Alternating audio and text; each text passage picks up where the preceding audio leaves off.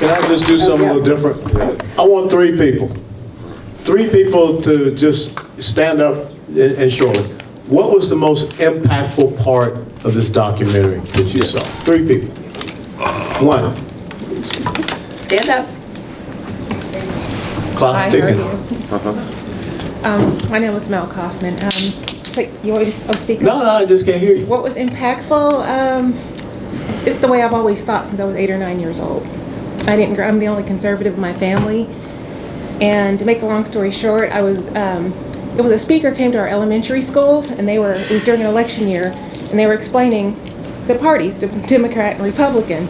And what I heard was, if you vote Democrat, black people are always complaining about this, and that, to keep voting Democrat. So if you keep voting Democrat, you're going to always be poor, you're going to always feel subservient. And at that age, I decided to just live my life differently and think differently. Okay. So it reinforced what you believe. Oh yeah, definitely. I've always believed this way. Yeah. Could you repeat what she said? We can't hear her. Oh, I'm sorry. Turn around. Basically, what she was saying is, at a young age, 8 to 9, someone came in and talked about the difference of the parties, and if you continue to, kind of like Einstein said, insanity is continue to do the exact same thing and think you're going to get different results. So, Sammy, what was the most impactful thing out of this documentary for you? You won't have any problem listening to me. No, we Tell won't, you Sammy. what, when Candace Owens was speaking, and those two ladies and everybody in that crowd behind them were looking at her and just shaking their heads and she was telling the truth the whole time, and they were just going, I don't want to hear the truth. See no evil, hear no evil, do no evil. And that made me mad. Okay, the last person, most impactful part, right here. I think the messaging, the part about the Republicans being the ones that were really responsible, but that message never getting across, how the Democrats and the liberals have usurped the messaging. And I kind of think they've even usurped it from you all. I think they're sitting there calling you names, but nobody's calling them names, or if we are, they're not hearing it. Nobody else is hearing it. Why does the message work from them to us?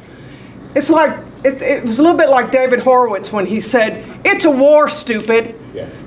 They fight it like a war, and we sit there and cower. Yeah, that's exactly what Eugene was saying. I think one of the most important things is that we have to dominate the narrative. Let me tell you just subtly, and I praise Justin and Ryder for this. The most impactful part of this movie, it was all in black and white except for one portion. One part of this documentary was in color, and that was the part where it celebrated the black family. And I call that the over the rainbow moment. And it's just a little subtle thing that they did, but really that was the glory days of our community, when you had mothers and fathers in the home, marriage, raising kids, and coming back to what the pastor said, that is what the left did purposefully. They targeted the strongest aspect of the black community, which was that traditional nuclear 2-parent household. And now you've got this insidious group out there calling themselves Black Lives Matter. Yes. And what's the very first thing when you go to their website that they say that they're against? The traditional nuclear family. That's why we need you all to stop being afraid of that group. Yes. And we need you to stand up and say, the over the rainbow moment, we got to bring it back. That was the most impactful part of this documentary. That's why these guys are pretty genius kind of guys.